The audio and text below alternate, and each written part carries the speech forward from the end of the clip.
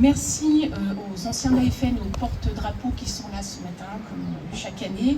Merci à nos jeunes sapeurs-pompiers, Clémentine et Lilou. Merci à la chorale, merci aux enfants de l'école et à Arnaud. Et nous allons commencer par le chant que vont nous proposer les enfants de l'école.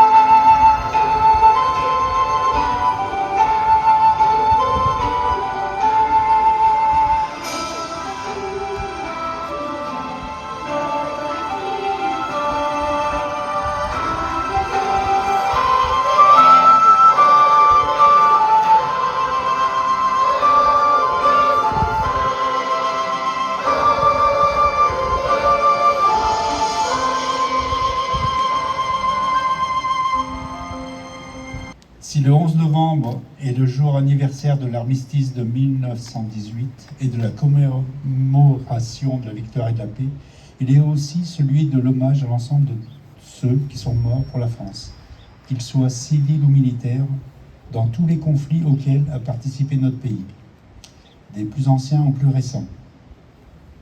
En 2025, dans le cadre du cycle mémoriel du 80e anniversaire de la libération de la France, nous avons honoré plus particulièrement toutes celles et ceux qui ont donné leur vie pour qu'elle soit, le 8 mai 1945, à la table des vainqueurs. Dans ce contexte, honorons aussi la mémoire des 70 000 Hauts-Savoyards mobilisés dans les combats de la guerre de 14-18 et la mémoire des femmes qui ont assuré durant cette période la survie des exploitations agricoles et de l'activité industrielle. N'oublions pas parmi eux les 13 000 morts ou disparus et les milliers de blessés, dont un grand nombre vécurent avec de graves séquelles. Dans chacune de nos communes de Haute-Savoie, les monuments aux morts témoignent du sacrifice de toute une génération. N'oublions pas non plus les morts pour la France d'Indochine et de Corée, ainsi que d'Afrique du Nord, militaires de carrière, engagés volontaires, appelés et rappelés du contingent, harkis, supplétifs et civils, pieds noirs, métropolitains détachés et religieux. Plus près de nous, saluons nos OPEX morts pour la France. Près de 700 femmes et hommes depuis 1963, dans le cadre de plus de 130 opérations extérieures menées par la France de par le monde. Les unes sous les casques bleus, dans le cadre du maintien de la paix et de missions de l'ONU, les autres dans le cadre d'accords de défense avec des pays amis ou de la protection des intérêts de nos pays. En cette période troublée, pensons à toutes celles et à tous ceux que nous venons d'évoquer. Suivons leur exemple, donnons un sens à notre vie en les honorant et en transmettant à nos enfants leur mode d'engagement, pour que vive une France unie autour de ses valeurs traditionnelles et fier des 3 couleurs de son drapeau qui résument son histoire. Et vive la République, vive la France.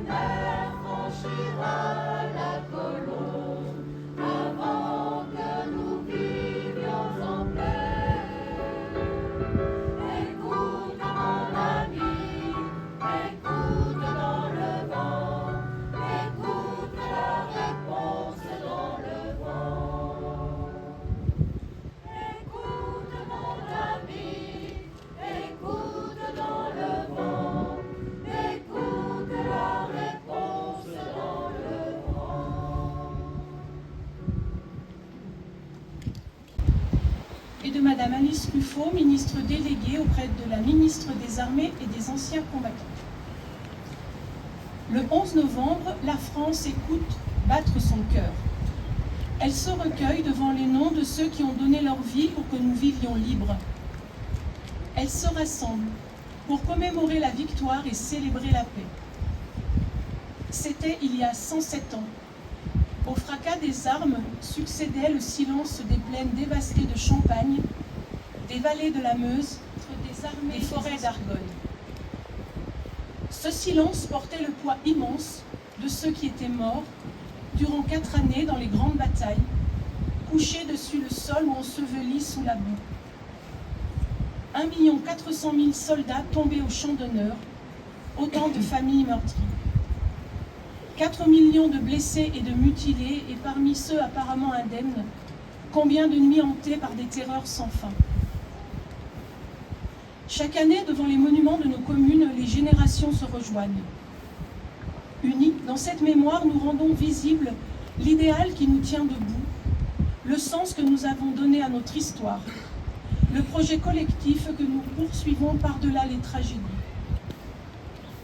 Construire un ordre tel que la liberté, la sécurité et la dignité de chacun y soient garanties, selon les mots du général de Gaulle en 1941. Ce projet porte un nom, la République.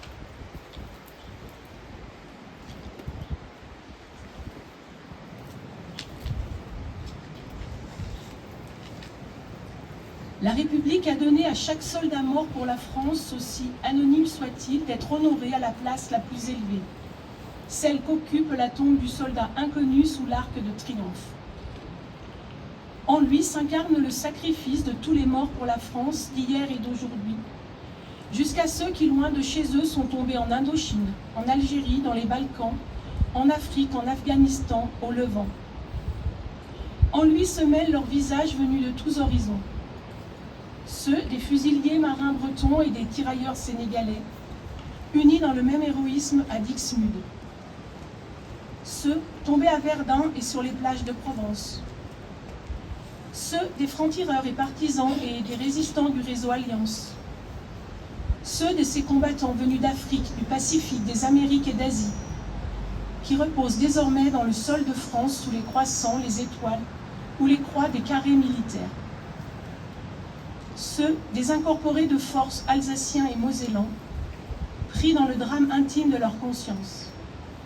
Ceux qui croyaient au ciel et ceux qui n'y croyaient pas. Sur ce soldat de tous les âges et de toutes les origines, la flamme du souvenir ne s'est jamais éteinte. Il y a 100 ans, en 1925, était organisé aux Invalides le premier atelier de confection du bleuet de France. Devenu le symbole de la solidarité avec le monde combattant, cette petite fleur qui poussait dans les tranchées témoigne de la force d'âme de la nation. Force d'âme qu'ont rappelé les commémorations du 80e anniversaire des débarquements, de la libération et de la victoire, dans une époque, la nôtre, où nous réapprenons que la guerre est possible. Assistant depuis Londres au péril qui pesait sur la survie même de la France, la philosophe Simone Veil offrait en 1942 une définition du patriotisme que chacun peut faire sienne. Le sentiment de tendresse poignante pour une chose belle, précieuse, fragile et périssable. Ce patriotisme demeure une nécessité vitale. Marc Bloch, l'homme des Lumières dans l'armée des ombres, en incarna l'exemple. Son entrée au Panthéon le 16 juin prochain, décidée par le président de la République, rappelle que l'esprit de défaite est toujours un poison mortel. La flamme qui l'animait fut une invincible espérance, l'espérance de ceux qui ont décidé d'être forts pour protéger ce qui est juste. Cette espérance que symbolisaient déjà dans le ciel de Reims, le 11 novembre 1918, les tours restées debout de la cathédrale martyre.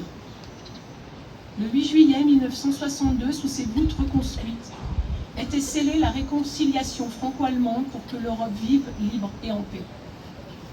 Car là sera toujours l'espérance de la France, fidèle au sacrifice de ses anciens, à ses valeurs et à ses promesses, consciente de sa vocation universelle au service de la paix. Vive la République, vive la France.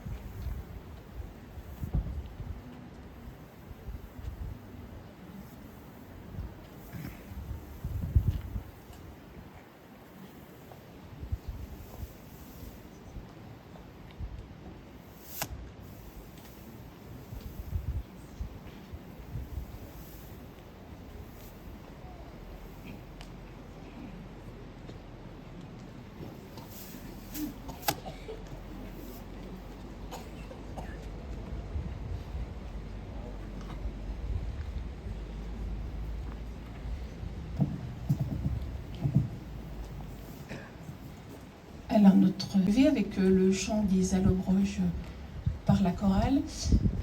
J'ai oublié de saluer mon voisin et ami de Nancy-sur-Cluse, monsieur Alain Roux, voilà, le maire de la commune voisine.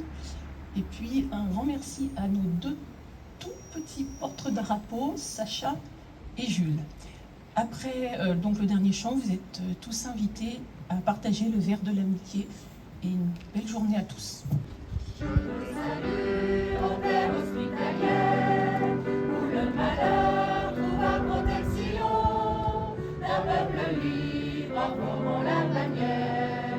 Je viens fêter la Constitution, je t'ai quitté, berceau de mon enfance, pour m'abriter sous un climat plus doux, mais au foyer j'ai laissé l'espérance, en attendant, je m'arrête chez vous.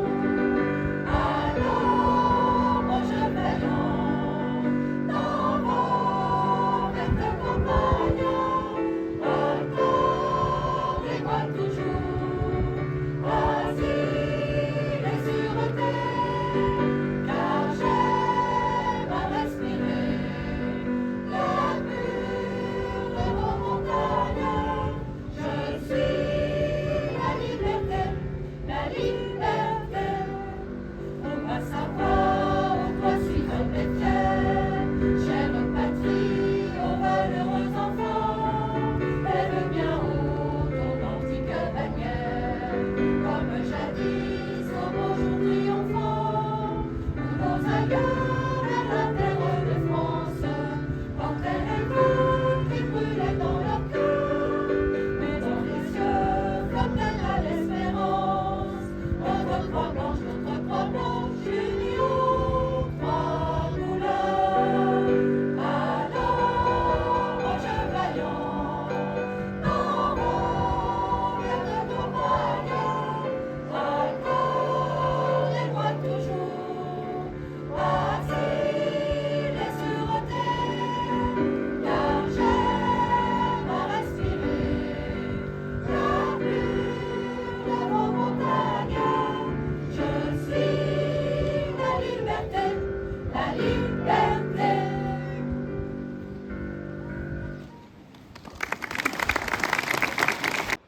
Eh bien, nous allons observer une minute de silence devant le mémorial du souvenir français.